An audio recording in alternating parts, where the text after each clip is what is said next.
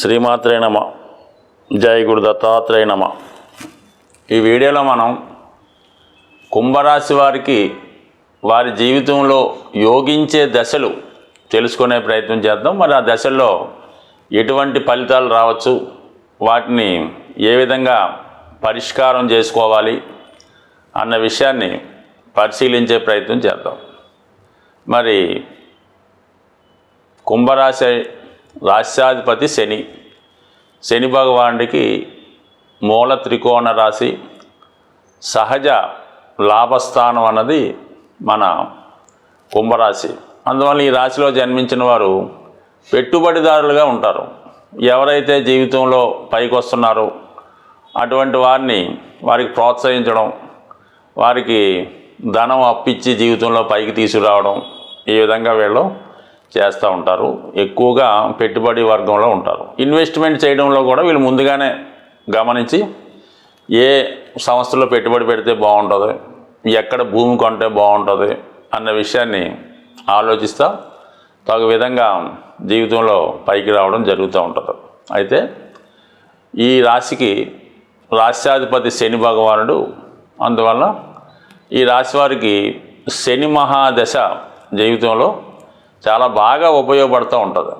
అయితే ఆ దశలో వీళ్ళు జీవితంలో నిలదొక్కుంటారు, గొప్పగా ఇన్వెస్ట్మెంట్ చేస్తారు, అలాగే పొలాలు భూములు కొంటారు. అయితే వీళ్ళు సంపాదించింది వీళ్ళు అనుభవించలేకపోతూ ఉంటారు అన్నమాట.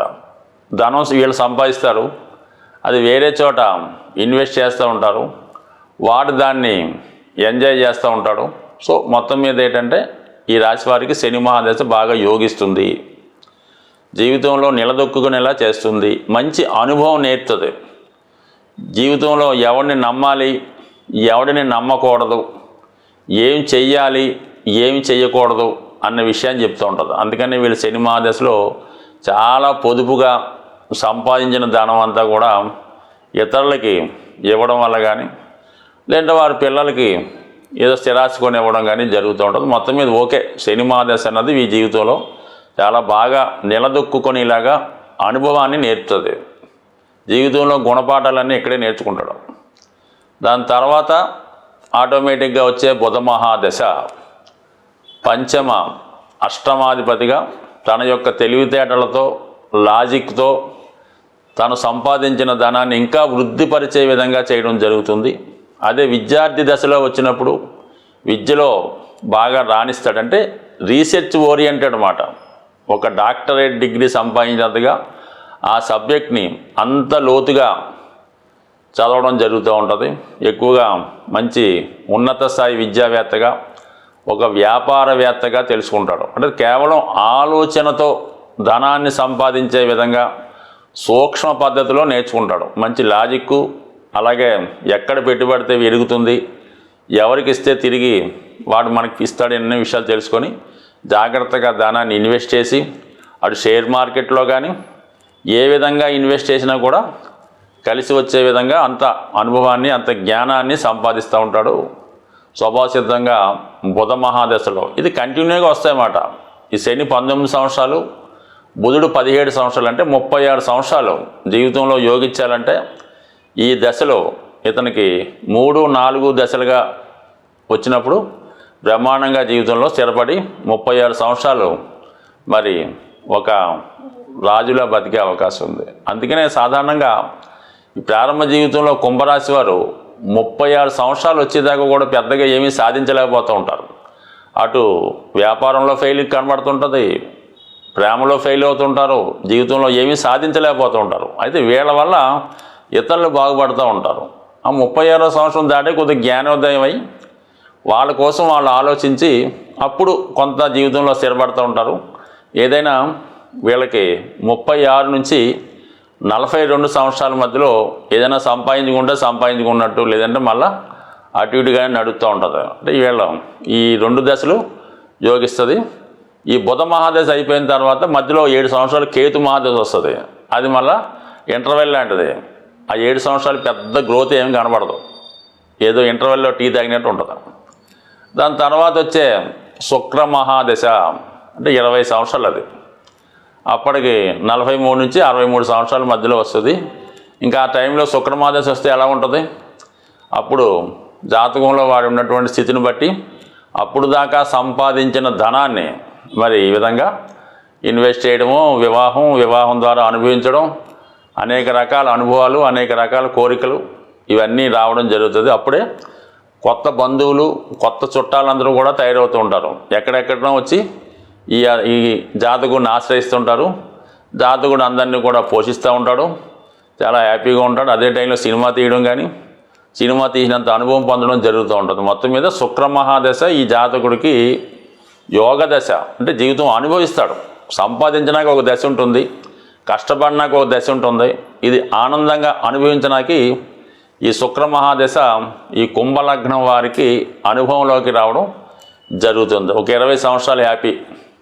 ఇక దాని తర్వాత రాహు, ఇదొక 18 సంవత్సరాలు రాహు మహాదశ.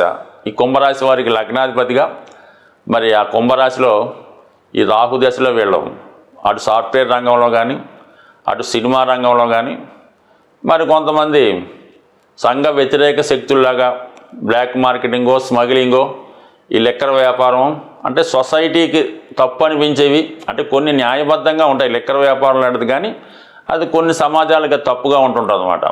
అలాగా అటువంటి భయం లేకుండా, ఎటువంటి ప్రభుత్వ భయం కానీ, ధర్మం విషయం కానీ ఏది పడితే అది చేస్తుంటారు అన్నమాట. అటువంటి వ్యాపారాలు చేయడం, సాధారణంగా ఈ కోళ్ల ఫారాలని, లేదంటే ఆవుల్ని మరి సరే ఇటువంటి బిజినెస్లు చేసి సంపాదించడం కూడా ఈ రాహు మహాదశలో కనబడుతూ ఉంటుంది.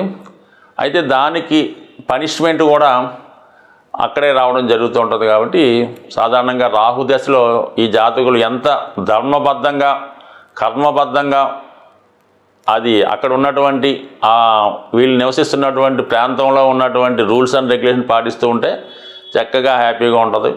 వైద్య వృత్తికి కారణం అవుతుంటుంది. సైంటిస్టులుగా మారచ్చు, సాఫ్ట్వేర్లుగా మారచ్చు, యానిమేషన్లో రాణించవచ్చు.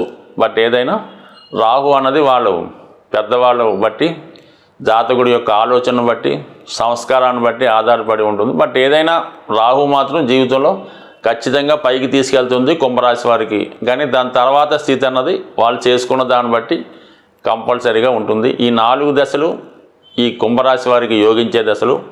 ఇక బాగా ఇబ్బంది పెట్టే మహాదశ రవి దశ. రవి పనిష్మెంట్ ప్లానెట్ లాంటి వాడు, అంటే గ్రహరాజు కదా. ప్రజల్ని శిక్షించాలన్నా, రక్షించాలన్నా, ఫుడ్ పెట్టాలన్నా, జైల్లో పెట్టాలన్నా రాజే కదా పూర్వకాలం.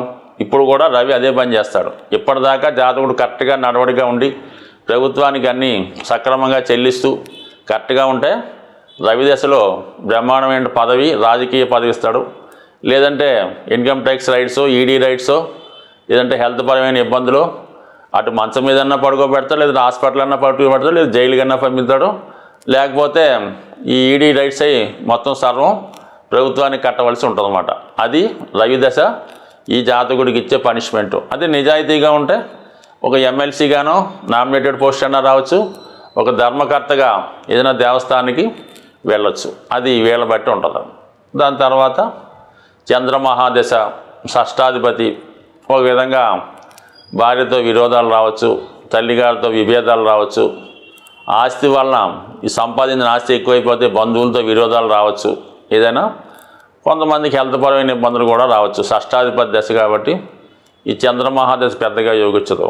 ఇంకా కుజుడు సరే ఎప్పుడూ కూడా దగ్గర బంధువులతో గొడవలు, భార్యతో విభేదాలు. అంటే ఈ దశలన్నీ కూడా ఎలా ఉంటాయంటే కుంభరాశి వారికి ఎక్కువ ధనం సంపాదిస్తే ఈ చంద్ర రవి కుజ దశలు ఇబ్బంది పెడుతుంటాయన్నమాట. అందువల్ల ఏంటంటే జాగ్రత్తగా వ్యవహరిస్తే మొత్తం మీద ఎక్కువ సమయం ఉపయోగించే దశలు ఈ కుంభరాశి వారికి ఉన్నాయి. కాబట్టి వీళ్ళు అటు కొంతవరకు వారి కొరకు, వారి భార్య పిల్లల కొరకు ఆలోచిస్తే నెంబర్ 1. ఊరోళ్ళ కొరకు, వాళ్ళ కొరకు, వీరి కొరకు, అక్కలేని వారి కొరకు ఆలోచిస్తే, అంటే అయిన వాళ్ళకి ఆకుల్లోనూ కాని వారికి కంచాలని చెప్తూ ఉంటారు. అలా ప్రవర్తిస్తే మాత్రం చివరికి వీళ్ళకి ఏమీ లేకుండా పోవడం జరుగుద్ది. స్వస్తి.